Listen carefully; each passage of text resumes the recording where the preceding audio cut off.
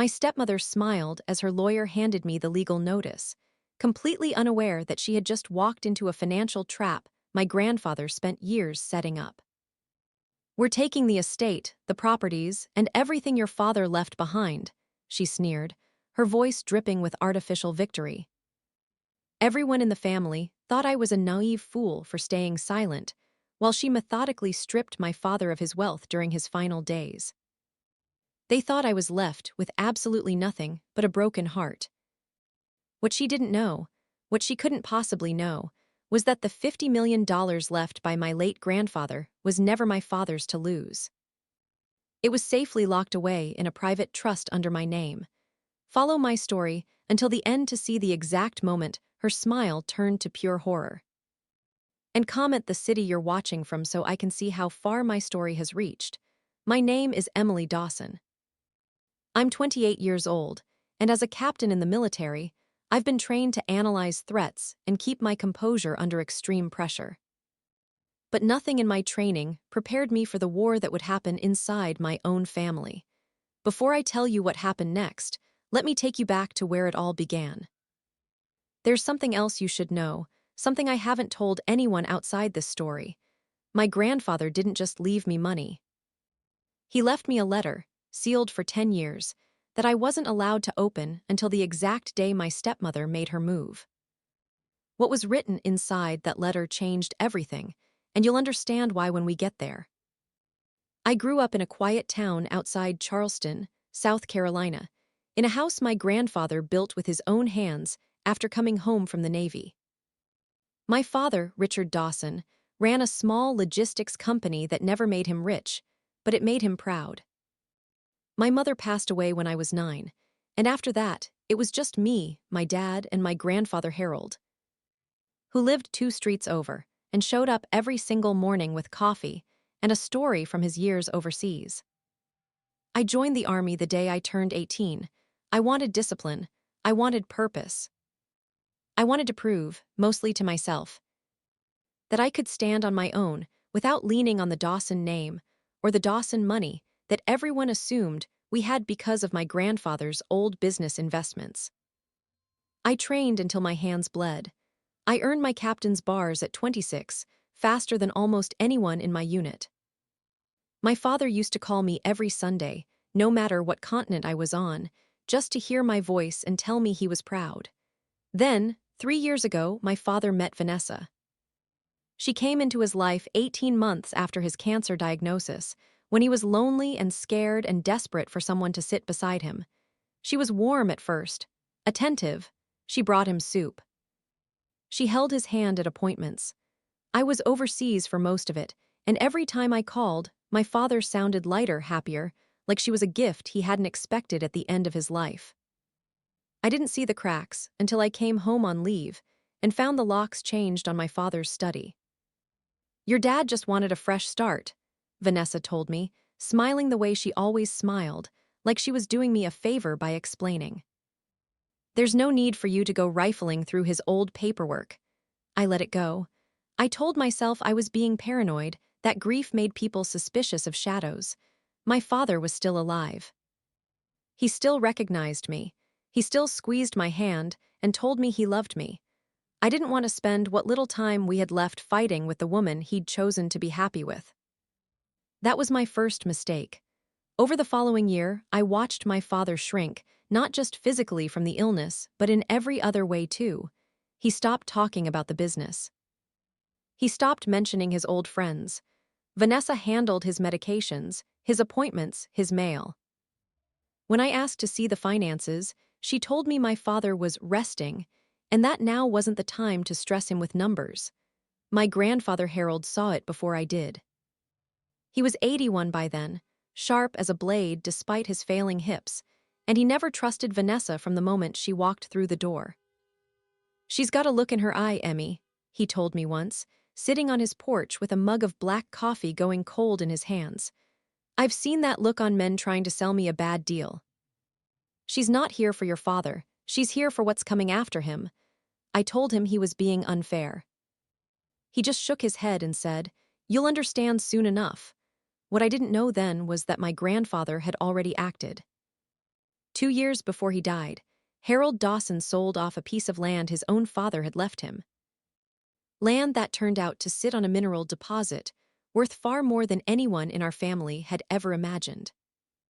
Instead of folding that windfall into the family estate, where it would eventually pass through my father and inevitably into Vanessa's hands, my grandfather quietly placed $50 million into an irrevocable trust with my name as the sole beneficiary. He worked with a trust attorney in Atlanta, a man named Walter Prescott, who he'd known since their Navy days, someone Vanessa had never met and never would. "This isn't about money, Emmy," my grandfather told me the day he had me sign the paperwork, though he never told me the amount. "This is about making sure nobody can ever use your father's weakness against you. Someday you'll need this, and you won't even know why until the day comes." He died 6 months later, quietly in his sleep, still convinced he'd done the one thing he could to protect me. My father passed 8 months after that. I was standing at his bedside in the hospital, holding his hand, when Vanessa walked in wearing a black dress that looked like it had been picked out weeks in advance. She didn't cry. She checked her phone. The funeral was small. I gave the eulogy. Vanessa gave interviews to two of my father's old business partners about moving the company forward, as if he were already a chapter she'd closed. 3 weeks after we buried him, I got the call from her lawyer. His name was Grant Sullivan, and his voice had the practiced smoothness of a man who'd built a career convincing people to give up things that weren't his.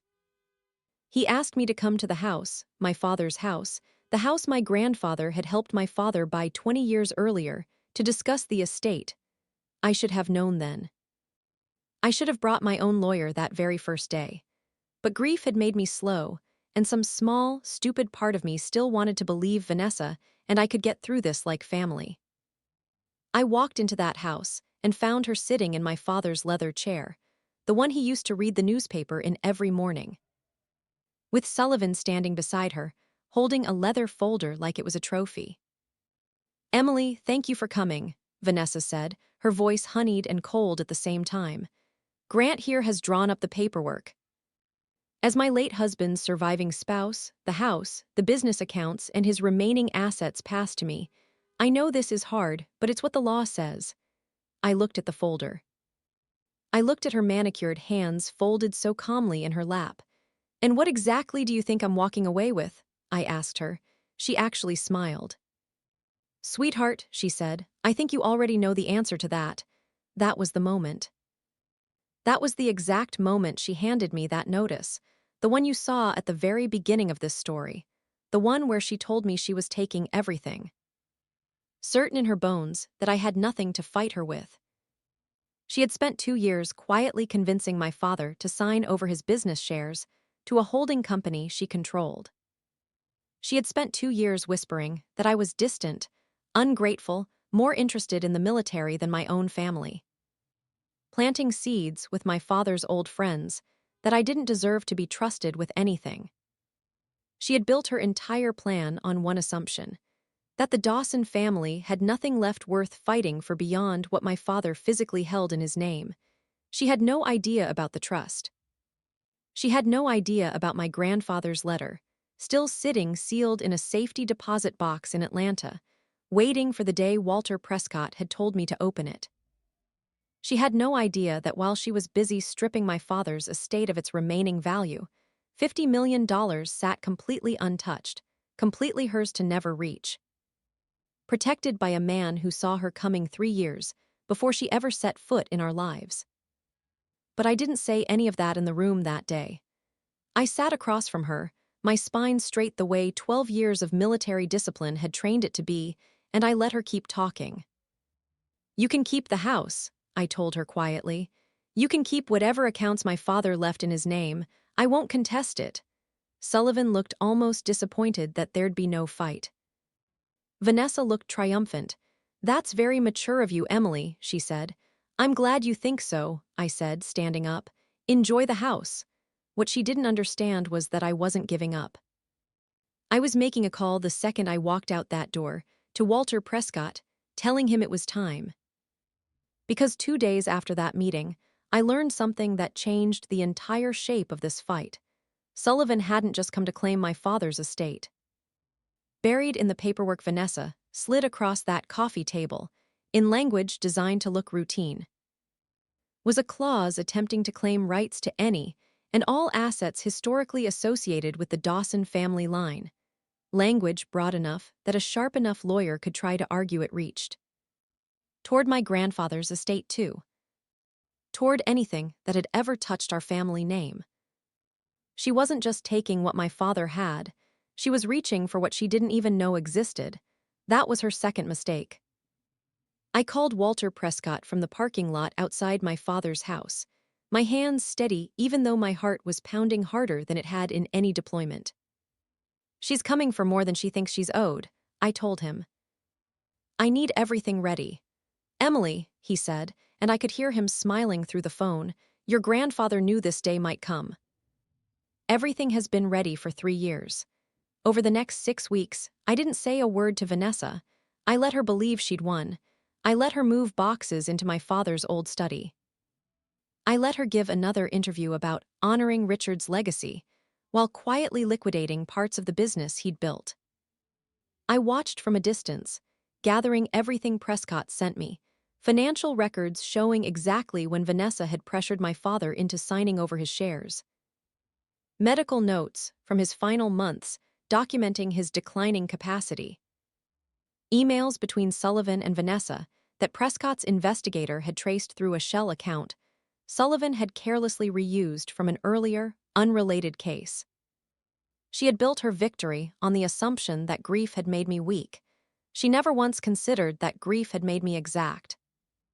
The final trap was set for a Tuesday morning, at the same house, in the same room, with the same leather folder waiting on the coffee table. Except this time, Vanessa had called the meeting herself. She wanted me to sign away any remaining claim to anything with the Dawson name attached, the broad language I'd caught weeks earlier. Dressed up now as a simple formality to close the estate for good. She had no idea I'd brought Walter Prescott with me. She had no idea what was in the folder I carried into that room. When I walked in, she was already sitting in my father's chair again, Sullivan beside her, both of them wearing the same practiced calm from before. Prescott walked in behind me, silver-haired, sharp-eyed, carrying a folder twice the thickness of Sullivan's. Vanessa's smile faltered for just a second before she caught herself. Emily, I wasn't expecting you to bring guests, she said. This is Walter Prescott, I said, taking a seat across from her. He handled my grandfather's estate. I thought it was time you two met. Sullivan's jaw tightened almost imperceptibly. He recognized the name. Let's get this over with, Vanessa said, sliding the folder toward me. Sign here, and this house, this family, all of it moves forward without you. I didn't touch the folder. Before I sign anything, I said, I want to talk about the clause here, the one about assets historically associated with the Dawson family line. Vanessa's expression flickered. That first crack in 3 years of careful performance. It's standard language, Sullivan said quickly. Nothing to be concerned about. Funny, I said, because Mr. Prescott here tells me that language is broad enough that a court could interpret it as an attempt to reach assets outside my father's estate entirely. Assets, say, held in an irrevocable trust that was never part of my father's holdings to begin with. The room went very quiet. What trust? Vanessa asked, and for the first time since I'd met her, her voice wasn't honeyed at all. Prescott opened his folder and slid a single document across the table, the founding paperwork of a trust established 6 years earlier. Funded with the proceeds of a mineral rights sale worth $50 million, naming Emily Dawson as sole and irrevocable beneficiary, a trust that had never once touched my father's name. My grandfather set this up before you ever met my father, I said quietly. It's not part of his estate, it never was. And that clause you tried to slide past me, reaching for anything associated with the Dawson name. Congratulations. You just gave a court-written proof that you attempted to fraudulently claim assets you knew nothing about, from a trust you had no legal right to even know existed. Vanessa's face went white. That's not possible, she whispered. Richard never mentioned any. He didn't know either, I said. Not the amount, not until the very end. That was the point. Sullivan was already reaching for his phone, his composure cracking as he scanned the document, realizing exactly what he'd exposed his client to. This changes nothing about the house, Vanessa said, her voice rising, grasping. The house is still mine, his business accounts. Keep them, I said, standing. I told you that from the start. I never wanted my father's things. I wanted the truth. And now there's a paper trail showing you pressured a dying man into signing over shares he didn't fully understand, documented by his own physician, alongside an attempted claim on assets that were never yours to touch. Mr. Prescott has already forwarded copies to the estate court and to the state bar regarding Mr. Sullivan's conduct. You can't do this, Vanessa said, standing now too, her voice cracking in a way I'd never heard before. I already did, I said. 3 years ago, when my grandfather signed the paperwork. I just didn't know it yet. I watched her hands start to shake as Sullivan grabbed his folder and walked out without another word, already calculating, I imagined, how fast he could distance himself from a fraud investigation. Vanessa stood alone in my father's study. Surrounded by boxes, she'd already started packing for a life she thought she'd won, and for the first time since I'd met her. She had absolutely nothing to say. 3 months later, the estate court ruled that Vanessa's attempt to claim assets outside my father's holdings constituted an actionable breach. And combined with the medical documentation Prescott's investigator had gathered, a judge voided the business shares my father had signed over during his final, medicated months. The company my father built went into a trust managed on behalf of his former employees, the people who'd actually kept it running while Vanessa was busy planning her exit. She kept the house, the one thing I never contested, though I heard through an old family friend that she sold it 8 months later to cover legal fees from the state bar complaint against Sullivan, which ended his license entirely. 6 months after that, I finally sat down alone in my apartment and opened the letter my grandfather had sealed for me all those years ago. In it, he wrote that he hadn't built that trust because he expected Vanessa specifically. He built it because he'd watched enough of life to know that wealth attracts people who see grief as an opportunity. And he wanted to make sure that whoever came for our family would find nothing but a locked door and a young woman more than capable of closing it herself. I still serve. I still wake up most mornings before dawn, and some part of me still expects my father to call on a Sunday. But I carry his memory the way he would have wanted, not bitter, not consumed by what Vanessa tried to take, but steady, the way my grandfather raised me to be. So here's my question for you. If you were in my position, would you have shown your hand the moment she threatened you? Or would you have done what I did and let her walk straight into the trap she never saw coming? Tell me in the comments, and tell me where you're watching from. If this story moved you, hit like, subscribe for more, and I'll see you in the next one. Thank you for watching.